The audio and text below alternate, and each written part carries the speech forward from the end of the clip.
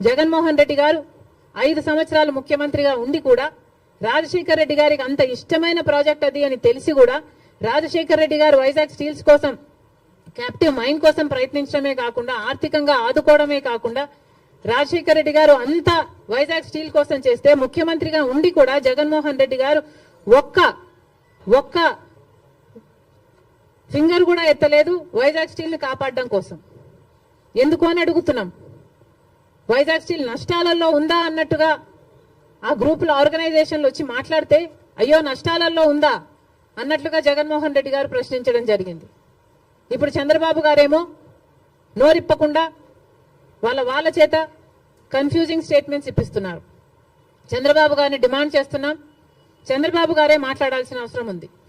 చంద్రబాబు గారే ఢిల్లీలో media conference పెట్టి ఢిల్లీ పెద్దలు కూటమి అందరూ కలిసి వైజాగ్ స్టీల్ ప్రైవేటైజ్ చేయబోము అన్న కాన్ఫిడెన్స్ అన్న మాట ఆంధ్ర రాష్ట్ర ప్రజలకు చంద్రబాబు గారు చెప్పాల్సిన అవసరం ఉంది. ఇవన్నీ ఒక ఎత్తు అయితే ఈరోజు రాజశేఖర్ రెడ్డి గారు ఉమ్మడి ఆంధ్ర రాష్ట్ర నాయకుడిగా 2 సార్లు గెలిచిన నాయకుడు. అలాంటి నాయకుడికి రాజకీయాలు ఆపాదిస్తూ గెలుపు ఓటములను ఆపాదిస్తూ ఈరోజు రాజశేఖర్ రెడ్డి గారి విగ్రహాలను ధ్వంసం చేస్తున్నారు టీడీపీ గూండాలు. ఇది ఎక్కడి న్యాయమని అడుగుతున్నాం. రాజశేఖర్ రెడ్డి గారు మన రాష్ట్రం కోసం ఎన్నో అద్భుతమైన పథకాలు చేయడం నిజం కాదా? మన రాష్ట్ర ప్రజల కోసం తాను బతికినంత కాలం సేవలు చేస్తూ పోరాటాలు చేస్తూ బతకడమే కాకుండా చచ్చిపోయేటప్పుడు కూడా ఆఖరికి రచ్చబండకని వెళ్లి ప్రజల కోసం తప్పించి చనిపోయిన మాట వాస్తవం కదా? మరి అలాంటప్పుడు అంత పెద్ద మనిషి అంత మంచి మనిషి అయిన రాజశేఖర్ రెడ్డి గారి విగ్రహాల జోలికి తెలుగుదేశం పార్టీ వాళ్ళు ఎందుకు వెళ్తున్నారో చంద్రబాబు గారు వాళ్ళ నాయకులు సమాధానం చెప్పాలి. రాజశేఖర్ రెడ్డి గారు ఏదో వైసీపీ నాయకుడు అన్నట్టుగా వ్యవహరించడం జరుగుతుంది. వైసీపీ వాళ్ళు హత్యా రాజకీయాలు చేసుండొచ్చు, గుండా రాజకీయాలు చేసుండొచ్చు, కక్ష రాజకీయాలు చేసుండొచ్చు, మేము కాదంటం లేదు. కానీ దానికి రాజశేఖర్ రెడ్డి గారికి ఏమిటి సంబంధం అని అడుగుతున్నాం. వైఎస్ఆర్ సిపి అంటే యువజన శ్రామిక రైతు party. YS Rajasekhar Reddy party కాదది. వైసీపీలో రాజశేఖర్ రెడ్డి గారు లేరు, రాజశేఖర్ రెడ్డి గారి పథకాలు లేవు, రాజశేఖర్ రెడ్డి గారి ఆశయాలను నిలబెట్టే వాళ్ళు లేరు. మరి అలాంటప్పుడు రాజశేఖర్ రెడ్డి గారి విగ్రహాలను ఎందుకు పగలగొడుతున్నారో తెలుగుదేశం పార్టీ వాళ్ళు ఒకసారి ఆలోచించాలి.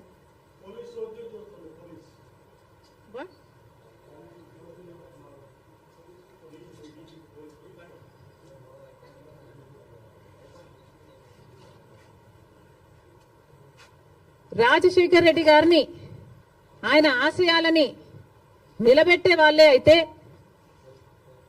రాజశేఖర్ రెడ్డి గారు తలపెట్టిన జలయజ్ఞంని జగన్మోహన్ రెడ్డి గారు ఎందుకు విస్మరించారు? రాజశేఖర్ రెడ్డి గారు తన ప్రాణం కంటే ఎక్కువ నేను ఇందుకోసమే పుట్టాను, జలయజ్ఞం కోసమే పుట్టాను అని రాజశేఖర్ రెడ్డి గారు అంతగా జలయజ్ఞం కోసం తప్పిస్తే జగన్మోహన్ రెడ్డి గారు 6 నెలల్లో జలయజ్ఞం మొత్తం పూర్తి చేస్తానన్న జగన్మోహన్ రెడ్డి గారు కనీసం ఒక్క ప్రాజెక్టు కూడా ముట్టుకోలేదు. మరి వైసీపీలో రాజశేఖర్ రెడ్డి గారు ఉన్నారో లేదో ఆలోచన చేసుకోవాలి. రాజశేఖర్ రెడ్డి గారి ఎంతో ఇష్టమైన ఫీజు రీయింబర్స్మెంట్ ఇలాంటి పథకాలకు కూడా వైసీపీ ఈ రోజు వరకు కూడా అధికారంలోంచి దిగిపోయే రోజు వరకు కూడా 4,000 కోట్లు బాకీ పడింది. చిక్కీలకు, స్కూల్ యూనిఫాములకు, ఆఖరికి కోడిగుడ్లకు కూడా బిల్లులు కట్టలేదట. మరి అలాంటప్పుడు రాజశేఖర్ రెడ్డి గారి ఆశయాలను నిలబెట్టే పార్టీ వైసీపీ పార్టీ అని ఎందుకు అనుకుంటున్నారు? అది కాదు కాబట్టే ఈరోజు ప్రజలు వైసీపీకి అంత బుద్ధి చెప్పారు, గోతి తీసి పాతి పెట్టడం జరిగింది. మళ్ళీ చెప్తున్నాం, వైసీపీ అంటే యువజన శ్రామిక రైతు పార్టీ, వైఎస్ఆర్ పార్టీ కానే కాదు. రాజశేఖర్ రెడ్డి గారికి వైసీపీ పార్టీకి అసలు సంబంధమే లేదు. రాజశేఖర్ రెడ్డి గారు is a tall leader of the Congress party. Congress party ముఖ్యమంత్రిగా 2 సార్లు కాంగ్రెస్ పార్టీని రాష్ట్రంలోనే కాకుండా దేశంలో కూడా అధికారంలోకి తీసుకొచ్చిన గొప్ప నాయకుడు రాజశేఖర్ రెడ్డి గారు. రాజశేఖర్ రెడ్డి గారు is a Congress man. He lived a Congress man and he died a Congress man. He was faithful to the Congress party, and as much as he was faithful to the Congress party was also faithful to Rajshekar Reddy garu, and 2 సార్లు ముఖ్యమంత్రిని చేసింది.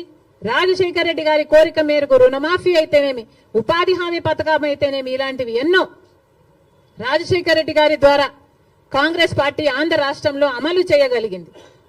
రాజశేఖర్ రెడ్డి గారు Congress party నాయకుడు కాబట్టే, Congress party సేవకుడు కాబట్టే, Congress party ఎలా ఆలోచన చేస్తుందో అలా ఆలోచన చేశాడు కాబట్టే అంత అద్భుతమైన పథకాలు, ఫీజు రీఎంబర్స్మెంట్ అయినా, ఆరోగ్యశ్రీ అయినా, ఇందిరమ్మ ఇళ్ల పథకం అయినా, ఇలాంటివి ఎన్నో పథకాలు బీదవారి కోసం, అట్టడుగున ఉన్న వర్గాల కోసం రాజశేఖర్ రెడ్డి గారు చేయగలిగారు అంటే ఇవన్నీ కాంగ్రెస్ మ్యాన్ గా రాజశేఖర్ రెడ్డి గారు చేశారు. మళ్ళీ చెప్తున్నాం, ఈరోజు కాంగ్రెస్ మ్యాన్ గా రాజశేఖర్ రెడ్డి గారు నిలిచారు, బతికారు, అలాగే చచ్చిపోయారు. వైసీపీ పార్టీని అడుగుతున్నాం. మొన్న YCP party Congress party TDP పార్టీకి తోక పార్టీ అన్న కమెంట్ చేశారు. మేము కాదు తోక పార్టీ, బీజేపీ పార్టీకి తోక పార్టీ వైసీపీ పార్టీ. అధికారంలో ఉన్న 5 సంవత్సరాలు వైసీపీ పార్టీ బీజేపీ పార్టీకి ఊడిగలు చేసింది. ఎక్కడ వాళ్ళకి ఏ అవసరం ఉంటే ఆ బిల్లుకు అప్పుడు అక్కడ మద్దతు ఇచ్చారు. బీజేపీ పార్టీకి సంబంధించిన ఏ బిజినెస్ మ్యాన్ ఉన్నా, ఏ నాయకుడున్నా, రాజ్యసభ కావాలంటే రాజ్యసభ, టీటీడీ కావాలంటే టీటీడీ, ఏది పడితే అది బీజేపీకి తొత్తులుగా పనిచేసిన పార్టీ వైసీపీ పార్టీ.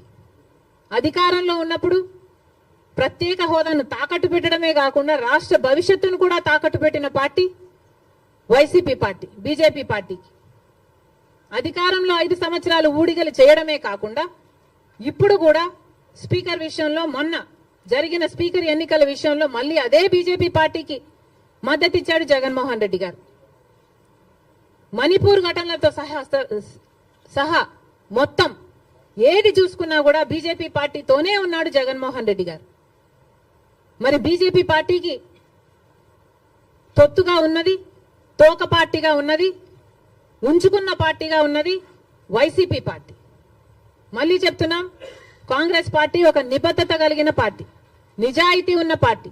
మేము ఎవరికి అక్రమంగా ఏ పార్టీతో పొత్తులు పెట్టుకోలేదు, సంబంధాలు పెట్టుకోలేదు వైసీపీ పార్టీ లాగా. మళ్ళీ చెప్తున్నాం, రాజశేఖర్ రెడ్డి గారు is a Congress man. Telugu Desam party నాయకుల్ని, కార్యకర్తలకి, అందరికీ కూడా హెచ్చరిస్తున్నాం, రాజశేఖర్ రెడ్డి గారి విగ్రహాల జోలికి వెళ్ళకండి. వైసీపీకి వైఎస్ఆర్ కి సంబంధం లేదు. యువజన శ్రామిక రైతు పార్టీ జగన్మోహన్ రెడ్డి గారి పార్టీ. రాజశేఖర్ రెడ్డి గారు is a Congress man. Rajasekhar Reddy గారి విగ్రహాల జోలికి మళ్ళీ వెళ్లారు అంటే నేనే వెళ్లి ఆ విగ్రహాల దగ్గర ధర్నా చేస్తా. ఏ ఊర్లో మీరు బద్దలు కొడతారో ఆ ఊరికి వచ్చి, ఊరికి వచ్చి నేను ధర్నాలు చేసి మిమ్మల్ని బద్నాం చేస్తాం. అంతేకాదు, మీరు గుర్తుపెట్టుకోవాల్సిన విషయం ఏమిటంటే, ఇదే హత్య రాజకీయాలు, ఇదే కక్ష రాజకీయాలు, ఇదే గుండా రాజకీయాల వల్ల ప్రజలు విసుకెత్తి వైసీపీ పార్టీకి గోయి తీసి పాతి పెట్టడం జరిగింది. మళ్ళీ అదే తెలుగుదేశం పార్టీకి జరగకుండా చూసుకోండి. Thank you very much.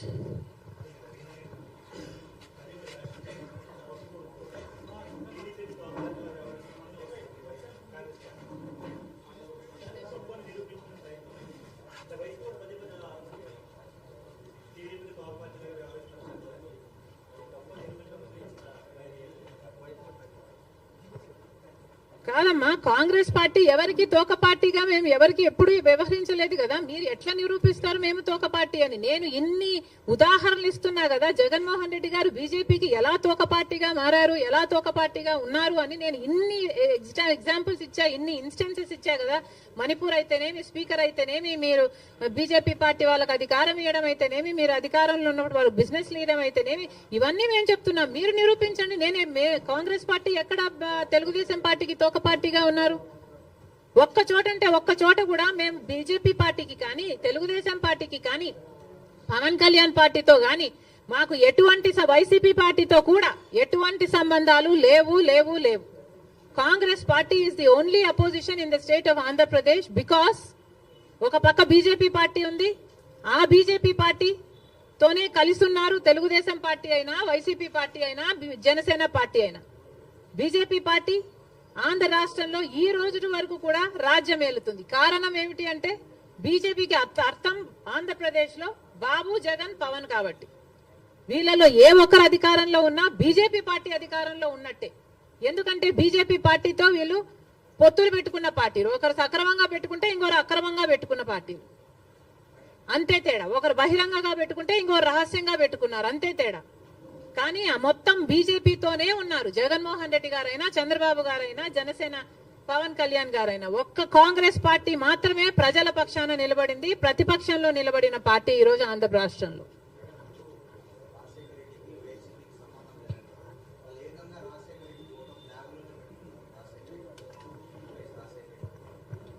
Rajasekhara Reddy గారి ఫోటోను ఇక్కడ అక్కడ పెట్టుకుంటే సరిపోతాయా? ఇక్కడ ఉండాలి. ఇక్కడ ఉంటే రాజశేఖర రెడ్డి గారి ఆశయాలు ఈరోజు నిలబడిండు. ఇక్కడ లేదు కాబట్టే రాజశేఖర రెడ్డి గారి జలయజ్ఞాన్ని గాల్లోకి వదిలేశారు, రాజశేఖర రెడ్డి గారి ఫీజు రీయింబర్స్మెంట్ గాల్లోకి వదిలేశారు. ఇక్కడ లేదు కాబట్టే రాజశేఖర రెడ్డి గారి ఆరోగ్యశ్రీకి కూడా బాకీలు పెట్టారు. రాజశేఖర రెడ్డి గారు అంతగా చెప్పుకుంటున్నారు కదా, మరి రాజశేఖర రెడ్డి గారి వర్ధంతి మొన్న జరిగిందయ్యా, 75వ వర్ధంతి. ఏం చేశారో చెప్పండి. 75వ జయంతి మొన్న జరిగింది. 75వ జయంతి రాజశేఖర రెడ్డి గారు ఎంత గొప్పగా చేసి ఉండాలి. మరి ఏం చేశాడు జగన్మోహన్ రెడ్డి గారు 75వ జయంతి కోసం? ఇడుపులపాయకి వెళ్ళారు. అక్కడ 5 నిమిషాలంటే 5 నిమిషాలు కనీసం కూర్చోలేదు, నిలబడ్డారు. రాజశేఖర రెడ్డి గారికి తూతూ మంత్రం లాగా అక్కడ ఏదో నివాళులు అర్పించామని చెప్పుకున్నారు, అంతేనా?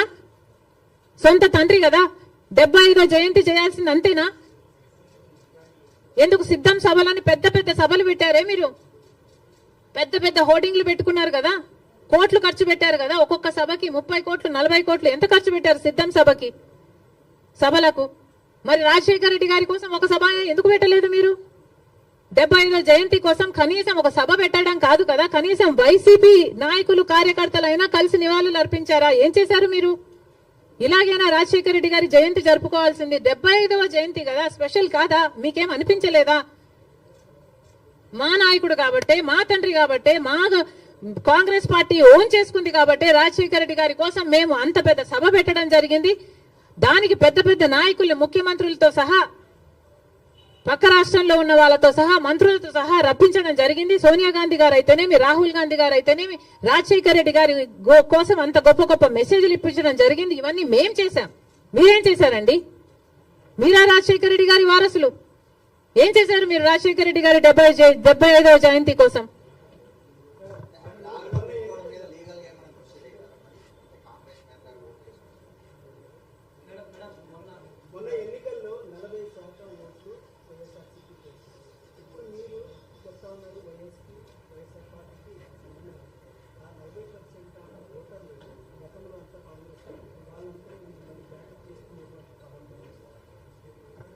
తప్పకుండా చేస్తాం, ఎందుకు చేయకూడదు? ఏ 39% వైసీపీకి ఓట్లేసిన వాళ్ళు ఉన్నారో వాళ్ళందరూ చంద్రబాబు గారు ముఖ్యమంత్రి కాకూడదు అని ఓట్లేసిన వాళ్ళు. అంటే గత ఎన్నికలు మొత్తము చంద్రబాబు ముఖ్యమంత్రిగా కావాలా, లేకపోతే చంద్రబాబు గారు ముఖ్యమంత్రిగా వద్దా అన్న లైన్ మీద జరిగింది. ముఖ్యమంత్రిగా చంద్రబాబు గారు వద్దు అనుకున్న వాళ్ళు మొత్తం వైసీపీకి వేశారు. ఎందుకంటే కాంగ్రెస్ కి ఆ ఛాన్స్ లేకపోయింది కాబట్టి, కాంగ్రెస్ వాజ్ టూ వీక్ కాబట్టి ముఖ్యమంత్రి స్థాయిలో చంద్రబాబు వద్దు అన్న వాళ్ళు జగన్మోహన్ రెడ్డి గారికి వేశారు తప్పితే జగన్మోహన్ రెడ్డి గారు ఫ్యాన్స్ ఏం కాదు. వాళ్ళంతా కాంగ్రెస్ పార్టీ నుంచి అక్కడికి పోయిన వాళ్ళే. వాళ్ళంతా మా వాళ్ళండి. మా వాళ్ళని మళ్ళీ మేము ఓన్ చేసుకోవడంలో తప్పేముంది? ముమ్మాటికి ట్రై చేస్తాం. That 39% is actually belongs to the Congress. మా ఓటు బ్యాంక్ అది. చూపిస్తాం అది కూడా 2029 కల్లా.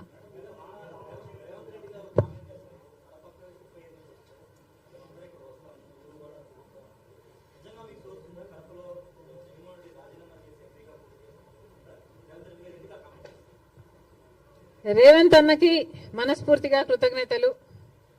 పెద్ద మనసు ఉంది కాబట్టే అంత పెద్ద మాట చెప్పగలిగారు. We are all honoured. నేనే కాదు, ఆంధ్ర రాష్ట్ర కాంగ్రెస్ పార్టీ అంతా కూడా రుణపడి ఉంది. జరిగినప్పుడు చూద్దాం.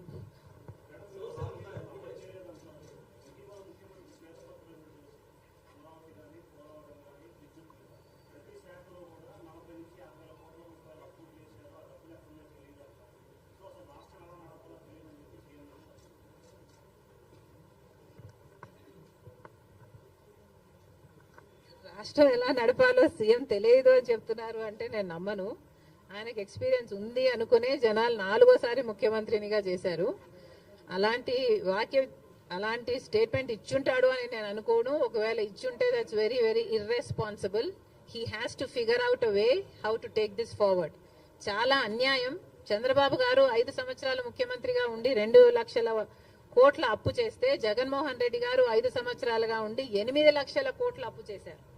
ఇక్కడ నుంచి ఎలా ముందుకు వెళ్ళాలి అనేది చంద్రబాబు గారు ఫిగర్ అవుట్ చేసుకోవాలి. అందుకు టైం పట్టొచ్చు. అందుకనే మేము ఇప్పటి నుంచి వీఆర్ నాట్ స్పెషల్ స్టేటస్ మీద, పోలవరం మీద, రాజధాని మీద మేము ఇప్పటి నుంచి ధర్నాలు కొట్లాట్లు చేయటం లేదు. ఎందుకంటే మాకు కూడా తెలుసు హీ నీడ్ సమ్ టైం. కానీ ఉచిత ప్రయాణం ఆడవాళ్ల కోసం అన్నది అది వెంటనే చేయొచ్చు కదా అన్నదే నా పాయింట్. మహిళలకు మొన్న అమలాపురంలో ఒక ఆడబిడ్డ మీద అత్యాచారం జరిగింది, నంద్యాలలో జరిగింది. ఇలాంటివన్నీ ఆపటానికే, మహిళలకు కొంచెం సెక్యూరిటీ కలిగించడానికే సచ్ అన్ ఈజీ స్కీమ్ కదా. తెలంగాణలో 2 రోజుల్లో అమలు చేశారు. ఇక్కడ ఎందుకు చేయలేకపోతున్నారు?